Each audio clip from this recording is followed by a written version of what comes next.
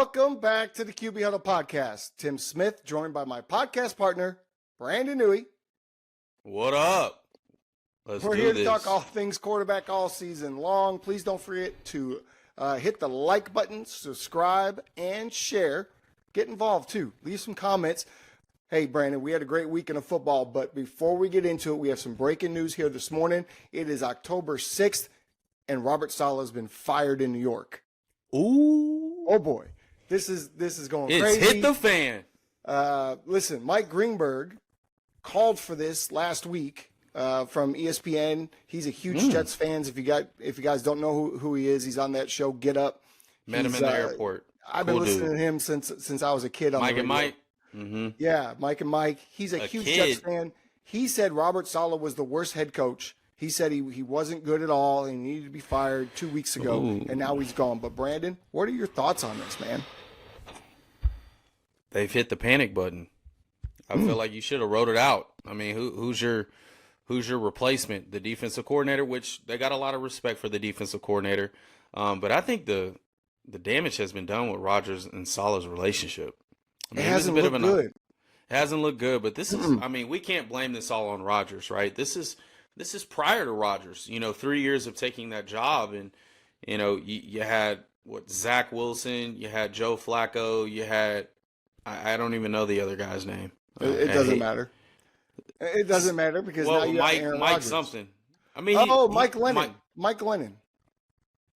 Not bad. Who got signed for the bag with Chicago for some reason at one point in his career. That was insane. But, man, it's unfortunate. I mean, he's a great defensive coordinator. I thought the defense was playing pretty well, but, again, comes down to morale. And right now the team's not feeling with him. They're not messing with him. So, I don't know what's going to happen. I think they can – it's a shit show right now. I mean, it is. Obviously. And it's been that way. Rodgers has looked very unhappy. I look at it like this. Some guys are meant to be coordinators and position coaches. Some guys are meant to be head coaches. Robert Saleh, to me, and the Jets begged for Aaron Rodgers to come on board to save his job. He got hurt last year. There was moments with Zach Wilson, but truly, the quarterback play, the offense, it was just all a mess last year. They get Rodgers back this year, and guess what? It looks the same. And my thing is, if quarterback play always looks bad with you as the head coach, and now you've gotten one of the best quarterbacks of our generation with one of the best arm talents in the history of the game, and the quarterback play looks the same, perhaps what's the common denominator? And maybe it is a fresh start for Rodgers and them and get Robert Saleh out of there. It looks like a strained relationship to me.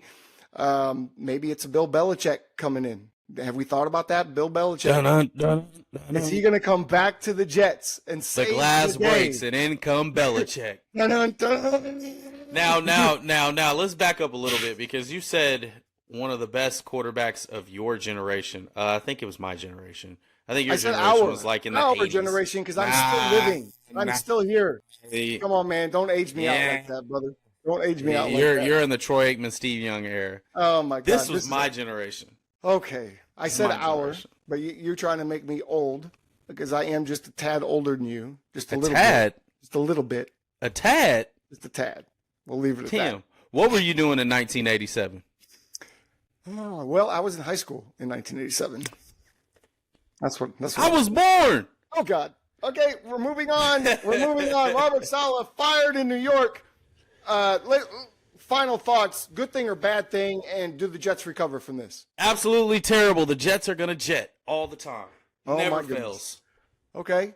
I think this is going to be one of those stories where we look back and go, that was a good thing for the Jets. I think it's going to propel them to win some games. I don't think it's going to propel them to win this weekend, but I think we're going to see a different Jets team.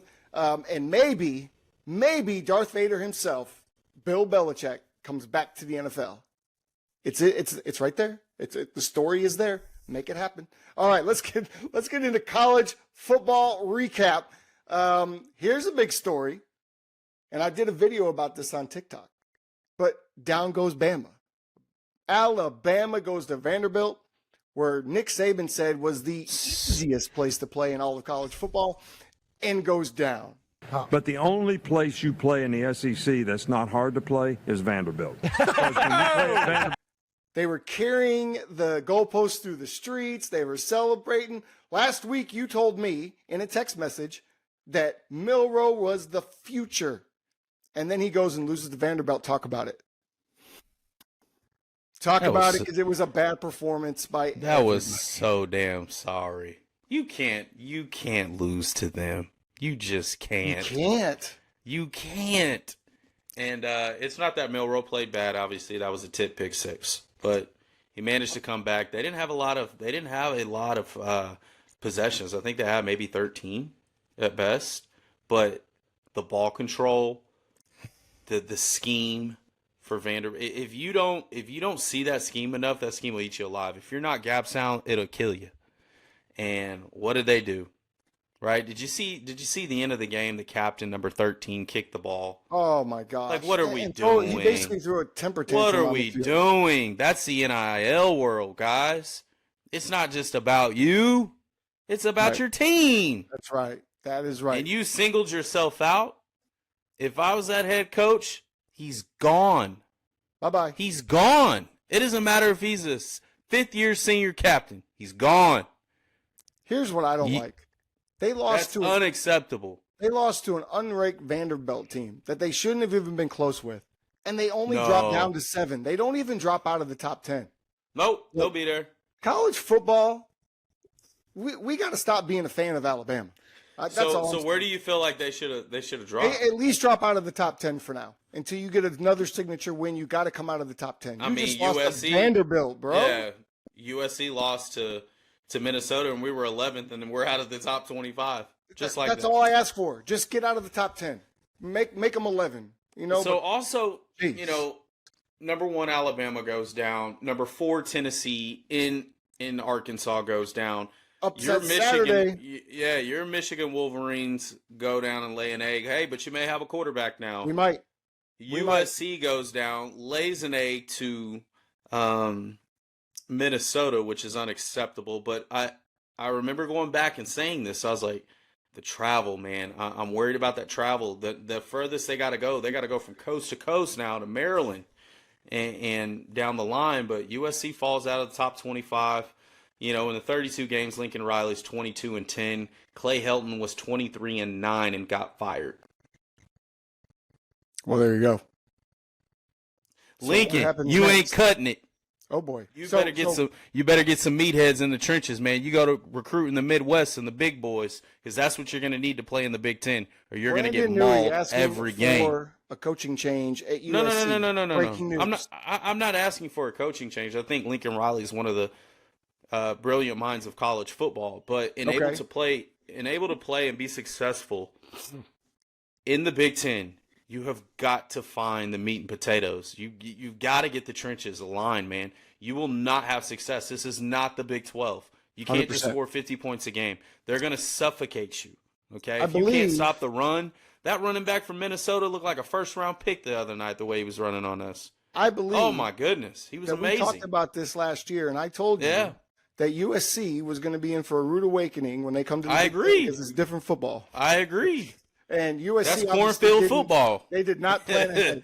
They did not plan ahead. You're not ready for that weather, brother. Damn. But the game of the weekend that didn't start until 8:30, 9 o'clock Saturday night. The game that kept us up until 1 in the morning was Miami versus Cal, because game day was there. It was an electric environment in the morning. Dude kicked, I don't know if you saw it, dude kicked a ball through the uprights, got $100,000 cash, and game day added $100,000 to the $500,000 that they were already giving to the Hurricane Relief Fund in his name. So big time, just a student. He kicked the first one, he missed it, and Kirk Herbstreit said right away, we got to let him kick another one. And so they let him kick another one. They added $25,000 to the $75,000 they were originally going to give away. This dude made it in Birkenstocks with no shoelaces, no socks on, no nothing. And he was high as a kite. You could tell there was weed everywhere in that place. And he went and smashed a 40-yard field goal. That was one of the biggest highlights of the day. But Miami versus Cal. Cal gets up big. It looks like Cal's going to pull off this huge upset. And then Cam Ward goes to work, and that defense goes to work, and they have a huge fourth quarter. Man, and you were all about Raven, all about the Cam Ward and what he was pulling off, and he sure was. Man, talk about it, because that was the best game of the weekend, and I know Cam Ward is one of your guys. Cam Ward's a really good player. He's grown on me a little bit, especially watching him play USC and Washington State. I just think he's real calm. He's got this very calm demeanor about him, like nothing rattles him. Now, I feel like his footwork could quicken up a little bit. Obviously, it will, but to have the guts to come back 25 down in that hostile environment. Now, granted, it is Cal. They haven't really been good since Aaron Rodgers days, right, and Marshawn Lynch days, but that's still a tough place to play, going coast to coast. You're technically playing at 11 o'clock at night, and you're finishing at 2 a.m. So you just got to put that into perspective as well. He led a great comeback, man. I mean, right now I think he's currently top 3 in stat line. Passing touchdowns and yards. He threw for 437 yards. He did have a bonehead pick. That was a terrible pick. You can never throw back across your body, Brett Favre-ish style, but he managed to come back, man, and I think he's got Miami rolling. I think they got a lot of talent. They're going to be a contender for the ACC and punch their ticket into the playoffs. So they just got to keep a good head on their shoulders. I think they're going to run into a little bit of trouble, especially, coming up in Louisville. I think Louisville is going to be a tough matchup after coming out with a loss with SMU. But then you're probably going to roll through Florida State. Duke's probably going to put up a fight at 5-1 right now with the former Miami coach. Now is there, so that should be a tough game. I think Syracuse down the end will be a tough game, but everybody's really leading up to that ACC matchup if all goes well with Clemson, and that's going to be the biggest test. I mean, right now I think he's leading the league leading the country. He's a Heisman favorite. I would say probably top 3. I'll probably give it to Travis Hunter still. I mean, it's just what he's doing. You've never seen him done before. So he actually is leading passing with 2,200 yards. I mean, that's crazy. And of course, with a big your guy, the running back out in Boise State, his name Ashton Genty. Yep. Boy, did he have a game, and he is already over 1,000 yards, man. And it's hard to ignore what he's doing as a running back as well. I think that the Heisman race might be getting tighter. I agree with you. I think Travis Hunter is the leading that pack, but I think some other guys are going to have something to say about it. Miami, it was great to see Cam throw a bonehead interception. I texted you immediately like, what? It was great to see that. No, it was great to see the way he came back from that. Oh, I was like, what? And turned it on and was able to make have that fourth quarter comeback in Cal, where they were ready to tear the goalpost down. I mean, they were ready to storm the field. Crazy game. Cal has to just feel sick about it, but great job by Miami. I look for them to be in the playoffs and be able to create some noise. Let's get into the NFL. I think that's enough college for us for now. That's all we really have planned to talk about. We talked about Michigan real quick. Jack Tuttle, rather. You didn't want to talk about that. No, I don't. I mean, look, go ahead and talk I about expected that. them Talk to about lose. that, champ. Talk about it, champ. I expected Michigan to lose that game. I was surprised that it was as close as it was. I like Tuttle, the new quarterback. He didn't light the world on fire, but he looks more poised in the pocket. He certainly delivers a better ball than Orji does. And now with a full week, I mean, guys, he's coming off injury. He was just activated a couple of days before that game with limited reps. So now he's going to get the number 1 reps. He had a dislocated elbow, but he's going to have the number 1 reps all week. I think it's going to make a difference, and we're going to see a different Michigan offense. Maybe we can climb back into this thing and find a way into the playoffs. I don't think it's possible, but you never know. Hey, big games this week. OU Texas. This is your first. This is your first matchup here. We're gonna find out who you are, right? Let's find out who Texas is. They already beat Michigan. They're a good team. Texas. They already beat Michigan. No. That doesn't count. Not really, because that's not really the same. That's not really the same Michigan team. You and I know that. That's true. I'm not saying OU is just dominant, all world, but OU is playing. This is the game. OU leads the league right now in points by defense. So this should be very interesting. Quinn Ewers comes back. I was going to say, who's starting? Is it Quinn Ewers coming back? It's Quinn. It's okay. Quinn's team. We all know that. Know that. I don't think Arch is pressing. No, it's just. But man, don't be shocked if Arch Manning gets his first dabble into the Red River rivalry. He'll play. And then we got another big game: Ohio State versus Oregon. That's a huge game. It's a big game. That's a big game. Right? That's a huge. Where is that game at? I'm not sure. I think it's in Ohio State. But I'd really like to see Oregon pull that game out. I don't see it happening, but I'd love to see that happen. Hold on now. We are not Ohio State. You might get your wish. You might get your wish, man. You might get your wish. I say we. I don't know if it's. I don't know. It's in Oregon. Okay, let's go Ducks. At 6:30. That's the game of the weekend for me. That's a 9:30 game for Ohio State. Good luck. Good luck, man. Good luck. Good luck. Let's jump into this NFL, Ducks. man. Let's get into this NFL, man. All right, let's talk about it. Let's do it. You want to go first? No. No? You Why? I don't want to talk about it. All right, well, let's talk about the Cowboys' comeback in Pittsburgh. First of all, let me just say it was a horrible game. We had to wait an hour and a half for kickoff because of the weather delay. It was a Sunday night. You waited all day. A lot of the defense for the Cowboys not playing. It was kind of a toilet bowl the way the game went all day, I thought. Dak, 3 turnovers in the red zone. Any other team, we lose this game because they're going to take advantage of that. But Pittsburgh and that offense, even with all of our defensive woes, did not look good. Justin had his worst game of the season, thankfully. But Dak, much like Cam Ward, came through in the final drive, right? They had a great fourth quarter. They found a way to win. You know, Dak throwing that touchdown at the end. I think it was, we almost lost the fumble. He jumped on the fumble. It was, very heads-up play by him to save the game at the end there. The defense looked okay throughout the game. It was a win. That's all I can say. It was a win. I didn't expect us to win. I didn't. I'm not sure how we pulled it off, especially with 3 red zone turnovers. But it was a win nonetheless. So, that's all I can say. Normally that doesn't go in your favor when you have 3 turnovers. But if you're a 49er fan and you have 3 turnovers and you blow a 10-point lead, I mean, that's nothing to us. We tend to do that a lot. And in fact, let's talk about these Niners because, damn it, I'm pissed. Let's talk about it. 2 out of 3 weeks you have blown fourth quarter leads, in which before this year you were, 52-2 with a fourth quarter 14-point lead? 18th game. This is the 18th game in the Shanahan era where he has blown a 10-point lead. The 18th. 2 of those in the Super Bowl. 1 of those in the NFC title game.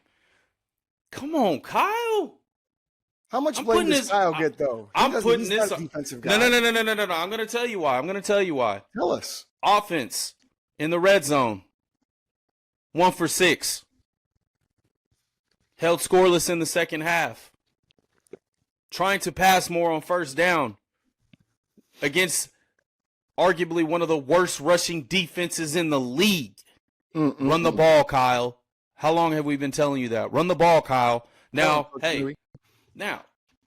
Purdy didn't look good either.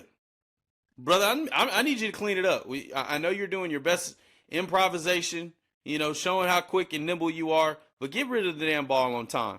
We're best when you are in rhythm, when you have timing. That's what's good. When you hold on to that ball too long, it causes a lot of holding calls. Obviously, they're blaming the offensive line. Man, we have got to find our identity again. And our identity is a run-first team to set up the play action and play action boots. When we struggle on first and second down and it's hard to call plays on third and long, right, we are a shell of ourselves. We have got to overcome that. Kyle's basic standard shotgun offense is not going to cut it. It's just not. Right? We need to get more creative. Now, granted, am I nervous? No, I'm not. In fact, we've been in these waters before, actually. We started out 3-5 in 2021. Guess where we went? To the NFC Championship. We started out 4-6 in 2022. Guess where we landed? In the NFC Championship. It's 2-3 right now. It's shaky. Now, granted, we have a very important game on Thursday, and I'm very thankful for the New York Giants that they had an opportunity to pull out an upset at the house. Thank you for beating Seattle at their crib. Now, I'm glad that Brandon Ayuk has arrived. He showed a little bit, had 10 receptions, 147 yards. That's what I need out of my $30 million man. Defense, we got to clean it up. Offense, we got to sustain drives. We've got to find a way to score in the red zone. It seems like Shanahan is very predicated on just CMC. He doesn't know how to get outside of not having CMC. We've got to utilize our talent, man. Debo can't get off press coverage. We got to utilize him more in the run game. I can go on and on forever, but at the end of the day, you are what your record says you are. And we're sitting here 2-3, looking at it. As an outsider, I think 25th in the league right now. Damn. As an outsider, not a 49er fan, but as an outsider, I think you have one glaring issue that's not going to be fixed this year. And I think you should start looking forward to 2025. And I think the glaring issue is that you don't have CMC. And it's obvious to me that the team runs through Christian McCaffrey. 100%. And, Kyle's his best when he has him. But, hell, we blown 10-point leads with him there, too. And sadly, Kyle is not a good game manager, dog. to get. He's not a good game manager, Tim. When are we going to put this on this guy? Like, he does this all the time. He does this all the time. It drives me nuts. You did lose an all-world running back, you know, right before the season I started. understand that, Tim, but in this offense, in this zone scheme that we have, Jordan Mason is the second leading rusher in the NFL. Run the ball. Run the ball, Kyle. Run the ball. Okay. If you look, that's it. That's all I got to say. Hashtag run the ball. Run the damn ball. Run the damn ball. Like, just please, man. God. Let's get away from the down. Let's talk about some good, because there was some good in the rookie watch. Good play, week. yeah. Some good play. All three rookies. By the way, this is the first time since 1950 that three rookies in the NFL have winning records that have all started game one for their team. So that's pretty incredible. Daniels, Williams, and Nix. Jaden Daniels this week was 14 for 25, 238, 1 touchdown, 1 interception. He added another 82 yards on the ground. You know, I don't care about rushing yards for a quarterback, but that's part of their offense and part of what they do. And he was able to pull out another win. Washington goes to 4-1. Talk about Jaden Daniels. Kid's a stud. He's stud. He's calm. He's controlled. Now, granted, that red zone pick was a bonehead throw. He's going to go through those guys. He's going to go through that. Hell, there's plenty of young quarterbacks now. They haven't seen all the answers to the tests, right? So there's still a lot of things that, but the fact that this kid's completing over 75% of his passes, you don't care about the rushing yards, but 11 carries for 82 yards is, I love that from my quarterback, especially when he's creating plays when plays aren't there, right? He's avoiding hits. He's getting out of bounds. You could tell that Cliff Kingsbury's probably really in his ear like, hey, man, we got to protect you. We've got to get down, right? So the fact that he's learning from that, I just love the energy about the kid, man. I love his infectious personality. He seems like he's always smiling, seems like he's always engaged. Now, granted, with the highs come the lows, you know, and you're about to run into a buzzsaw here. I mean, you're about to go play the Baltimore Ravens defense. Right? And then you're going to have a nice little game after that, you know, versus the Panthers. And then you're going to have to play the Bears defense. And they are as stingy as they get. Especially if you're in fantasy, baby. Now, other guy, Bo Nix, man. I love his moxie. And he can move better than people give him credit for. Mm-hmm. He's very efficient. You know, 2 TDs, no turnovers, which is really good. I love that he got in Sean Payton's ear there. I love a little feistiness because Sean Payton's – yes, I love it because to me, it shows that you got some gonads, man. I imagine he's gotten a tussle with Drew Brees before, and Drew Brees and him are fiery competitors. Sean Payton coaches hard, so maybe he's receiving that a little bit too, and so I actually like that. That's. I mean, I don't know. I feel like I don't know that Bo has earned the stripes enough to bark back at a Super Bowl winning coach like Sean Payton. But these are grown men. Right. Maybe I'm looking at it from a different perspective. I know I don't want when I was coaching, I didn't want my quarterback barking at me like that. And you and I, we had one or two of those instances. But you. And what happened? What happened after that, though? But you earned it. But you earned it after that. Oh, we destroyed everybody. All right. But it's not even that you earned the right. You already had the right because you were who you were coming in. Bo Nix is still just a rookie.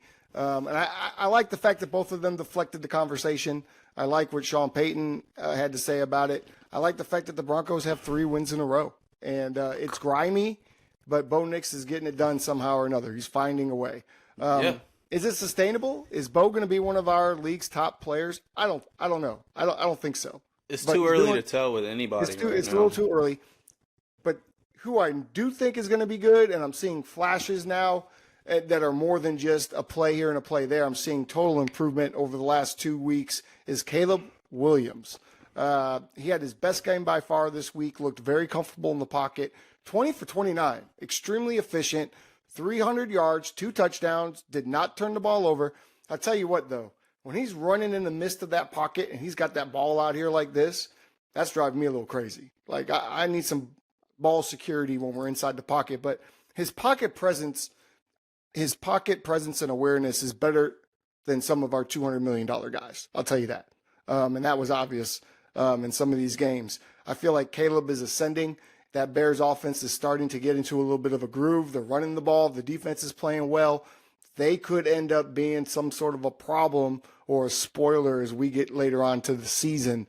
And I think Caleb is really ascending. What did you think about him this week? I think he continues to improve week to week. You know, that's what we want to see. That's Make rhythm throws, protect yourself. This is, I believe it's 2 games straight where he hasn't had a turnover. That's very positive. Yeah. You do have a favorable schedule to where you can continue to ascend, right? You run into the Jaguars, you know, who are still, you know, they finally got their first win there, right? It looks like they're turning a little bit of a corner. We'll see. Then you got the Commanders, rookie versus rookie. I mean, you're just going to have to make more plays than the other guy, but you still got to stay in rhythm. The type of offense that Caleb is in, it is a very controlled offense compared to Jaden Daniels. Jaden Daniels has a lot more options, which I feel like Caleb Williams would be much more of a threat in that type of offense. Way more of a threat, right? We really get to see his skill set. I really feel like he's under center quite too much, especially but of course they want to establish a run. These are back-to-back weeks where, you know, they've had over 100 yards, so that really helps protect the quarterback as far as giving those one-on-one opportunities. But overall, I think all 3 quarterbacks have really started to remain consistent, understand their strengths and their weaknesses, and they're continuing to build. So far, so good. First quarter of the so far, so good. Bust. Yeah, no buts. Looking good. Well, let's go on to our On Fire segment. I took a little different take on this week, Brandon. I don't know what you did as far as I'm sure you picked some players. I picked some games because I saw a couple games this weekend where both quarterbacks were playing lights out, and unfortunately somebody had to lose. You know, we had a couple of those types of games, but go ahead. Can I ask you this? You can. Who's Joe Burrow's daddy? No, I see. I'm not going to go that route with you. Who's his daddy, Tim? BS. Listen. Who's his daddy, Tim? I would say Lamar owns the Bengals. Lamar. He doesn't own, listen, Lamar is 5-1 versus Joe Burrow right now. Oh, versus the Bengals. Versus Joe Burrow. Joe Burrow doesn't play free safety. He doesn't play corner. He doesn't play linebacker. He doesn't rush the quarterback. I get it. But at the end of the day, looking at this game, the two combined for 740 yards and 9 touchdowns. The only difference in this game, and it's not even a difference because Lamar fumbled as well, was the interception that Joe threw late in the game. You say it was dumb. I think it was a great throw, not a great throw. It was a right throw, good throw. Humphreys made an incredible play on that ball. Yeah, he did. He ran a better route than the receiver. I put that on the receiver. Can't turn the ball over. Strong route. Can't turn the ball over when you got a lead, man. You can't. But again, it's arrogance. I'm not putting that on him because that was the play call. It was a rub, hit the slant, receiver ran a poor route.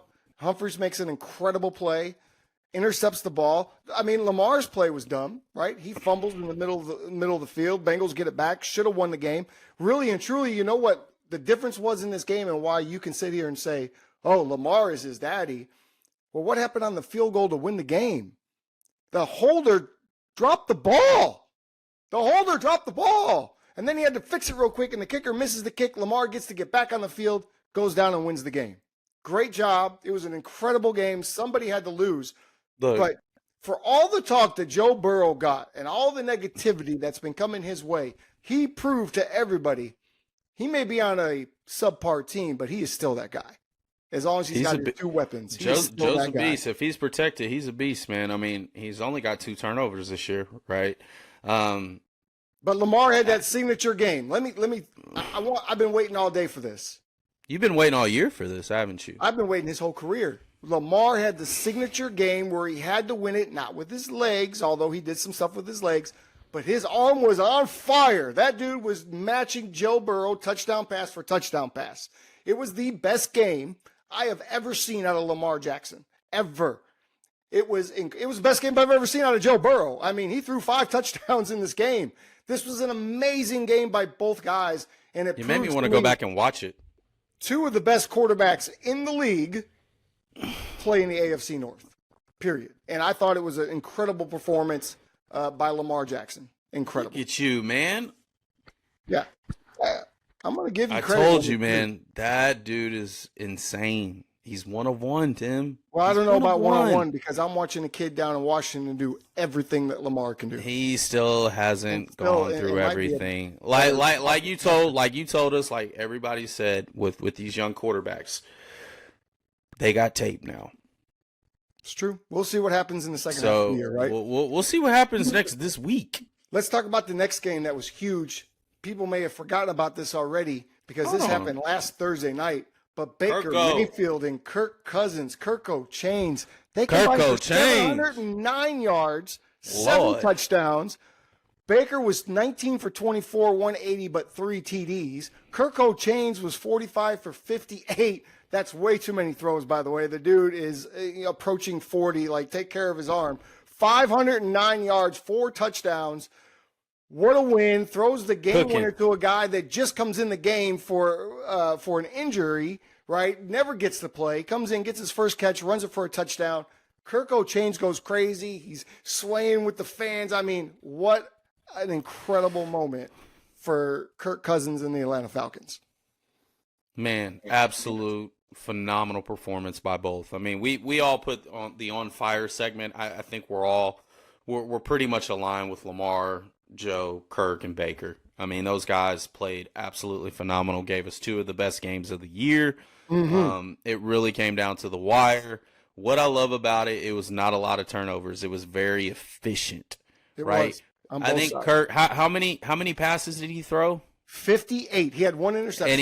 And he had 72% completion off 58 passes. That's insane. Do you know how good that is? That's insane. Wow. Amazing. Now let's see if they can't move. It proved to me, by the way, the pocket passer isn't dead. They're dead. Pocket passer is not dead. Oh, they're dead. They can't be dead. They just combined for 709 yards. How many? Oh, first off, don't put Baker just as a sole pocket passer. He can move. Pocket passers can move. Joe Burrow can move. Kirk Cousins cannot move. Joe Flacco has a little bit of wiggle that today. Speaking of Joe Flacco, we had another game that I bet nobody watched. You talked about it. The Jaguars. The Colts and the Jaguars.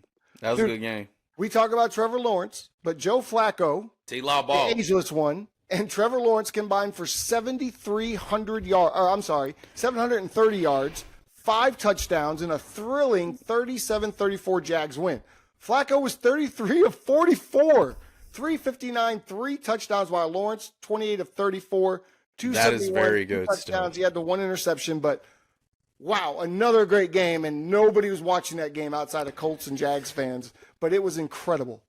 If I'm the Colts, I let Anthony Richardson sit and watch a vet for the rest of the year, and watch Joe Flacco grow to work, because he is doing something that Anthony Richardson has failed to do, and that's throwing rhythm on time. As an amazing athlete as he is, he still didn't have enough skins in the game for it to truly slow down for him.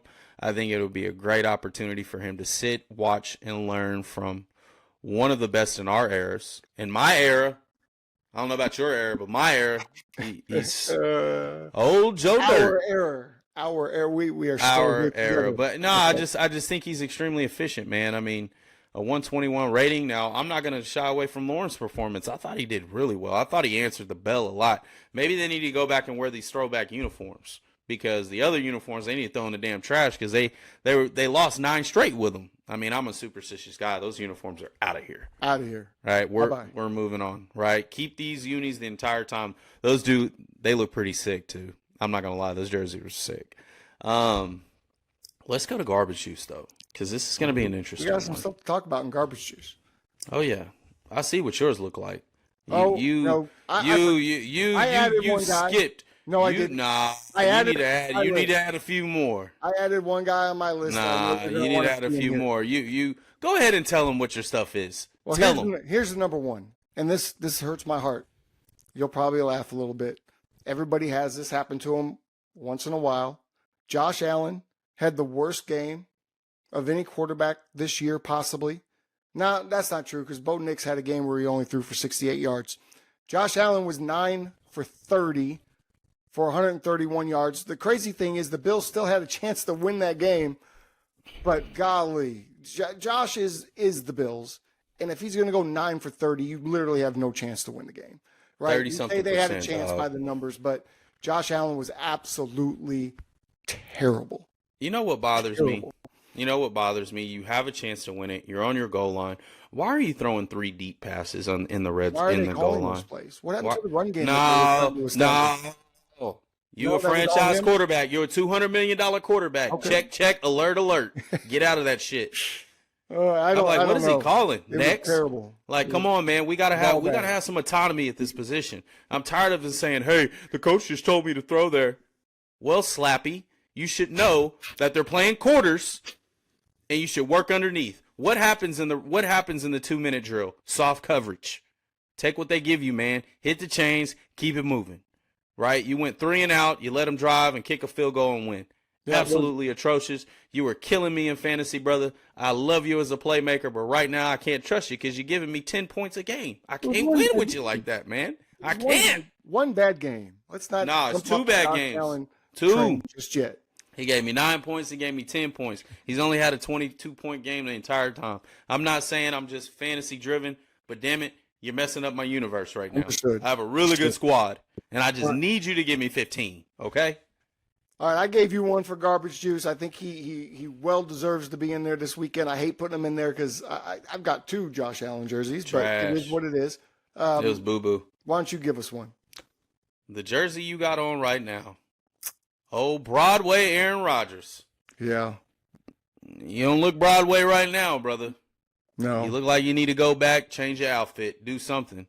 I missed the little wristband you had. Remember the wristband? You need to bring that shit back too. Because right now, you look terrible. 3 interceptions, 2 picks in 1 quarter. That's the first time he's ever done it. I still think he has the ability, right? I'm not going to deny his ability, but with his age, his mechanics are flawed right now.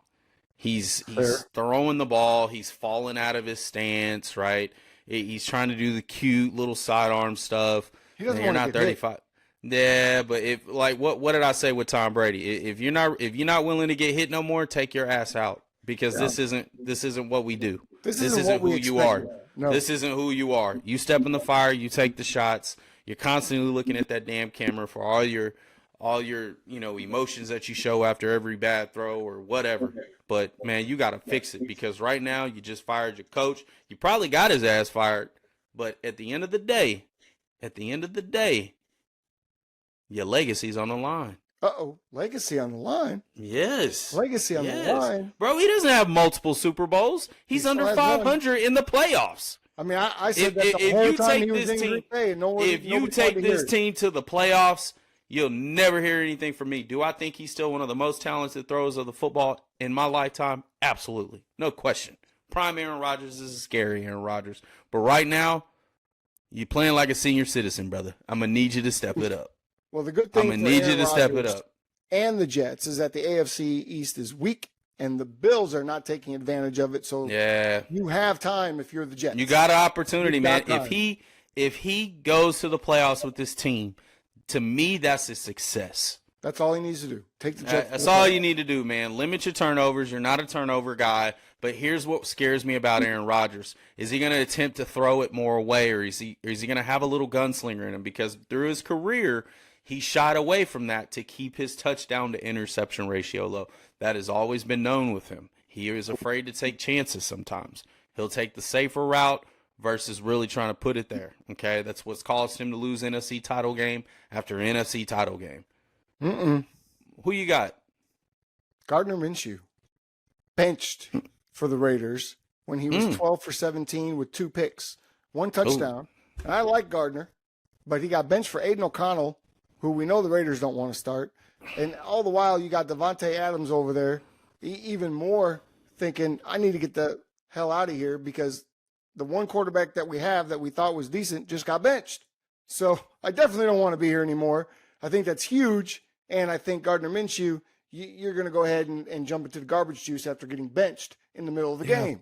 What do you think, Brandon? I feel bad for Gardner, man, because he really puts in work. He seems like a good locker room dude, you know. I don't mean to beat on him too bad. Nah, man, you just got over it, man. And we're not just trying to beat up on. Everybody goes through these games, man. They do. Everybody goes through these games. Everybody struggles. You're gonna lay stinkers. How many stinkers do you lay? As an example, Gardner's been in here quite a bit. We've been talking really good about this guy, the Red Rifle, but he stunk it up in Chicago this week. 18 for 28, 136, and an interception. Did nothing to help. I know another guy that stunk it up. Who's that? My quarterback. Oh, Mr. you're Brock Brock Purdy. in there. Oh, Brock's in there. Throw his ass in. See, Hey, BP. Hey, man, I need you to focus. All right, you are not Fran Tarkleton, okay? You can't run around like Archie Manning and try to make a play. Just get rid of the ball, man. Play on time. This is the back-to-back games where you're under 60%.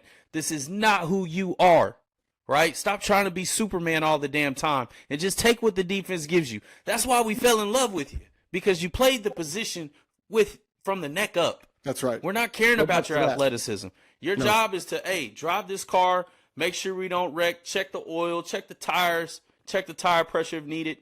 I need you to have more autonomy, more trust in the offense. Even if Kyle's calling bonehead plays, I feel you have the balls enough to check it and can. Get out of that, all right? Trust yourself. Because the last 2 games, you were trying to play for that contract. Don't worry about that damn contract. It is going to be there. Just focus and control what you can, so Purdy. I'm talking to you, BP. Listen to me now. Focus up. I would have put Dak in there, but he ended up winning the game. So. Dak played. Hey, that was guts. But that's what I need. But that's what I'm willing to. That's what I want to see. 3 red zone turnovers. So he really I don't give a damn. Be there for a minute. At the end of the day, when the chips are on the line, what did he do? He won the game. Absolutely. That's why he's paid the way he's paid. Now, similar to Brock, we had a situation with the Rams. Yes, we know he's better. And we had a situation with the Cardinals where you could have won it, brother. Like, just take what they give you, man. Don't try to be Superman. Do not try to be Superman. I love you, BP. But damn it, you in the garbage juice this week. I got to put you in there. I got to keep it real as a fan. There you go. I've got 2 more, and they were in the same game. We talked about the Steelers. Who you got? Cowboys game being terrible, but let's look at this Dolphins-Patriots game. Tyler Man, don't even talk about that. 18 for 31, 194, 1 interception. Jacoby Brissett was 18 of 34, 160, no touchdowns, no interceptions, just a total trash game, not even worth viewership. I wouldn't even say this is a garbage juice, man. They don't get enough. They don't get enough reps. I can't put. I know, but I can't put Huntley in there. I have to. He just got there 2 weeks. He just got there 2 weeks ago, bro. Like I can't put him in there. All right, well that's if you. But I will say you can put Mike McDaniel in there because you got to tailor an offense to cater to his skill set. You gotta do that. Yeah, where's right? the genius? Where's the genius? Yeah, where's the zone read? Like where's getting Huntley doing what he does best? Right? He's a really good player, especially in Baltimore. He was. You didn't have a Brady moment, did you? I don't, because you do. I do. And I want you to take the stage. This is going to really show the folks your journalistic chops at this point. What a great podcaster you are, because you have to talk about the failures of your own team in this particular Brady moment with Mr. Kyler Murray. The stage is yours, Mr. Brandon Noohi. Oh, my Lord. Well, first off, come closer to the mic. First off, Call of Duty. Pause, no Diddy. Oh, we're going to talk about that too right now? We can. I mean, you just come closer to the mic, like, pause. So, ladies and gentlemen, Kyler Murray, before Call of Duty, is a dangerous individual. You do not want to play him before Call of Duty comes out. He will shred you. You know how fast this man is? This man took a zone read on the second play of the game. And the second he broke the 5-yard line mark, he pointed in the air. He knew he was gone. And he runs like a toddler. Like, he looks so funny when he runs. Like Roman takes my wife's phone and starts running. Like, he is so fast. Such an incredible athlete. He gives us fits all the time, but what really stood out was the Brady moment, the 93-yard drive to seal the deal, right? He had to go in his own territory. Jordan Mason fumbled it on the 8-yard line, which was going to seal the game for us, unfortunately. So they were running the ball like you were asking for. Yeah, Jordan Mason fumbled. Okay. He fumbled. All right, I'm just clarifying. Yeah, you clarified. It's unfortunate. But, hey, man, he had a big play on 3rd and 12 that sealed the game. It looked to me as if it was more of a post corner, kind of a bender route, what I like to call it. I mean, he just threw it to a spot. I mean, the guy can't see probably where he's throwing the ball, but he understands space so well. It was a really great throw to seal the game. All they did was run it with James Conner. He completed a couple of crucial passes in that moment, nothing that was just outside of the 3rd and long. And he won the game. And damn it, like, the kid's good. That kid is really good when Call of Duty's not out. Now, I understand he got a bag and got a sponsorship from Call of Duty. So, brother, you're on my fantasy team. I still need you to turn up a little bit more after that. But outside of that, man, kudos to Kyler and the Cardinals. 49ers right now, we ain't looking good. They got to figure it out, man. I'm going to ride with them till the wheels fall off, but they got to figure it out, and it starts at the top. We're going to talk a little bit more about that, about Call of Duty here in a little bit. But as we get done with the Brady moment, there's something that we've been talking about in our group text all weekend, and something that we wanted to bring, and really looking for some input from the QB huddlers out there. But as two quarterbacks, we understand that the nature of the game, at least from the media standpoint, is that the quarterback gets all the blame and or all the credit. I've come to a conclusion that maybe we're looking at this all wrong, and I pose that as a question. Does it make us a prisoner of the moment? We look at what happened with Cal Miami, and the first thing everybody says is, look what Cam Ward did. Well, let's look at what the defense did too, right? They held Cal to no points in the second half. In the fourth quarter, that allows the offense to get the ball back several times.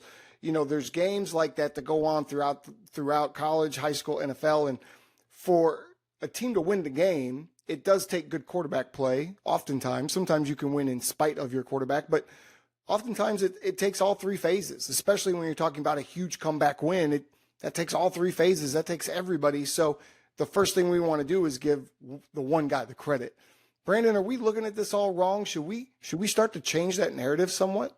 Oh, absolutely. I think I completely agree with you. I think it's a team game at the end of the day, you know? Yeah.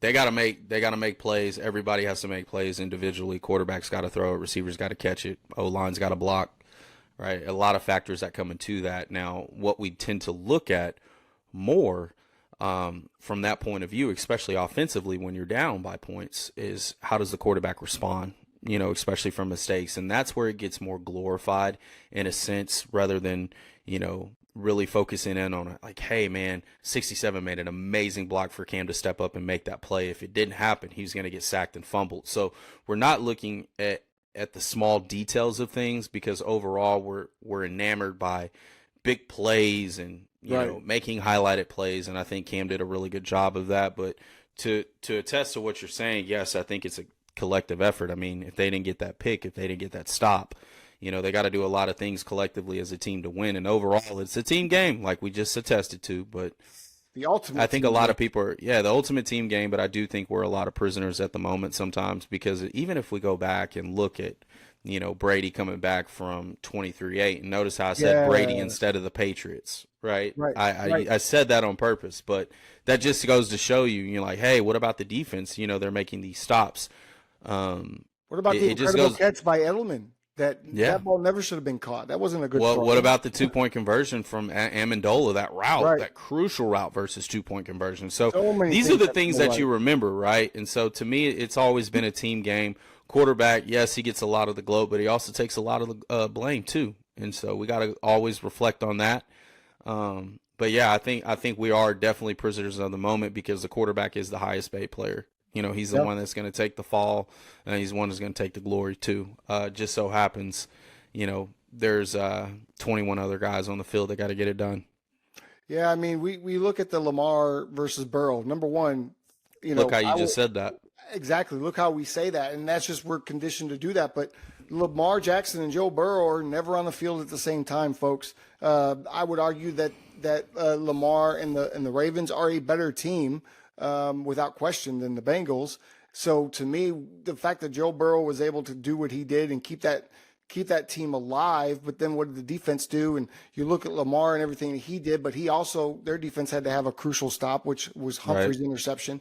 So you look at that, and it's all of us. We all do it, but I think maybe there's, we need to stop doing it so much and start looking at the whole and not just say it's this guy. Or if a team loses, well, that guy sucks. Well, it's hard to say that when you throw for 5 touchdowns, right? You don't suck if you do that. So, unfortunately, it's football. Somebody has to win, somebody has to lose, and it's hard to win in the NFL. Right. It's hard to win in the NFL. Well, let's go on to your fantasy picks. I think we agreed on that. That's a good conversation to have. I'm interested what the QB huddlers think, so hope to see some comments. Brandon, you are the fantasy guy. I think you did pretty good last week. So where are you at this week in your fantasy quarterbacks? Who should we start? Who should we sit? Jordan Love for against the Cardinals. I think that's going to be a huge matchup. Jordan Love has come in and put up multiple 300-plus yard games. He's got to clean up the turnovers a little bit, but his average right now is about 25 since he's come back, which is really good. Dak Prescott versus the Lions. I mean, in back-to-back games, Dak Prescott has thrown for over 300 yards, multiple touchdowns. I think that's a guy that you continue to keep in churn because the volume is there. Oh, yeah. The Lions secondary is terrible. The Lions secondary is terrible. Pass rush C.J. Stroud versus the Patriots. C.J. Stroud versus the Patriots. Back-to-back multiple TD games. He's got a wide weapons just wide open. Whoa. Yeah. Scratch that. He's got a I don't even know how to say it. He's got a great wide array of weapons. Board. Something. Like a wide away of weapons. That's a Elmer Fudd. Why away? It's okay. We get tongue twisted sometimes, but I think C.J. Stroud just got to minimize the turnovers there. Those are to me my top. If you want to sit somebody, especially this upcoming week, I definitely think you need to sit Geno Smith. Geno's about to get murdered. Because everybody's pissed off, and he doesn't play very well versus the 49ers. In fact, he's 0-4. Trevor Lawrence versus the Bears. Okay. Ooh. Trevor Lawrence versus the Bears. Sit down, please. Oh, okay. Don't get out. Jaden Daniels. Sit him. Okay. This is one of those welcome to the NFL, kid. Ooh. Okay. I'm predicting that. Okay. And it's in Baltimore, yeah. And that's a rivalry game, yeah. Who's the other guy I want to pick? Who's another guy I want to pick that you need to really just set down? You didn't say anything about Josh Allen playing the Jets this week. You don't want to start him for a big comeback after going 9 for 30 and playing his worst game of his career, maybe? Nope. No? Okay. No, because you want to sit Rodgers this week?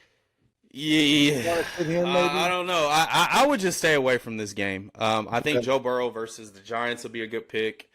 Kirk Cousins versus the Falcons is going to be a great pick. Wait, did you say Kirk Cousins versus the Falcons? Because unless they're having Kirk Cousins versus the Panthers. My bad. Kirk Cousins versus the Panther. Man, a lot of just errors in this segment. That's okay though. I'd stay away from Baker versus the Saints. I'd stay away from that too. Their defense is pretty tough. Game of home fits a little bit. Yeah, and that's pretty much it. That's what I got. Well, sit Hurts too. Sit Jalen Hurts I would versus cut Cleveland Browns. Just cut don't do Jalen that. Hurts to take him off your team completely. all We're good. going to get into the Week 6 matchups and predictions. Unfortunately, Brandon's fantasy segment just kind of poo-pooed all over my Week 6 matchups because he's telling you to sit some of these quarterbacks. But, man, there's some big games this weekend. 49ers, Seahawks. That's a great game to watch because that's a must-win. That's a must-win for the 49ers. Buccaneers versus Saints, divisional game. Huge game. Quarterbacks have been playing well, although the Saints are in a 3-game skid, right? The Bucs coming off a heartbreaker on Thursday night. I think this is going to be a great game. By the way, very quickly, I just want to touch on this. If you saw this in the pregame last night, they said that the Saints have taken all line of scrimmage things away from Derek Carr and built everything into the play call. From a second call, kill, to a second call. So he's not making changes at the line of scrimmage unless he's changing or going opposite. And he's not doing any protection calls at the line of scrimmage. That's all been built into the offense as well. They feel like it allows him to play faster. Would you like that if that was all taken away from you? No. I wouldn't like that. No. You need control. No. I don't know why they did that. I thought it was interesting. And is Derek Carr done? Is that why they did it? I don't understand why they would do that to an NFL quarterback. Commanders versus Ravens. Go ahead. Yeah, that's Commanders a really versus good one. Ravens. Lamar versus Jaden. Lamar versus baby Lamar. Fireworks. You say it's welcome to the NFL. I think this is going to be a track meet. I think this is going back and forth all day long. I just do. The only difference could be if he does this, it proves me wrong. Go ahead. Now, let's say this. Both defenses have to practice against both Jaden and Lamar, right? So these teams won't be shocked by the speed of the other quarterback. Maybe both quarterbacks get shut down. Maybe that's what happens. Either way, I think this game's fantastic. Bills-Jets, I think that's a huge game, particularly for the Bills to get back on the right track. And then the Jets. Toilet bowl. A new head coach. So as a fan, I'm going to love watching that game. The Jets are going to beat the Bills. The Jets are going to beat the Bills. Oh, I hope not for the Bills. Oh, it's happening. You had a game. Listen, the game I have right now is circled. This is the game of the week. Okay. The 49ers versus Seahawks. We all know how this rivalry works. Yes, I'm going back to it because this is going to determine who's the top dog in the NFC West. Obviously, we lost. Looks like your whole division is just poo right now. I wouldn't say poo. I'd say they are capable of upsetting teams, but though we are not the dominant division we once were. Now, no, you're not. Brock is 4-0 against Seahawks. Let's prove it. You got back-to-back. He's got back-to-back conference divisional losses, which that's the first time he's ever lost to anybody in our division. So hey, man, he's just going through the mud. Like this is Seattle, right? Yep.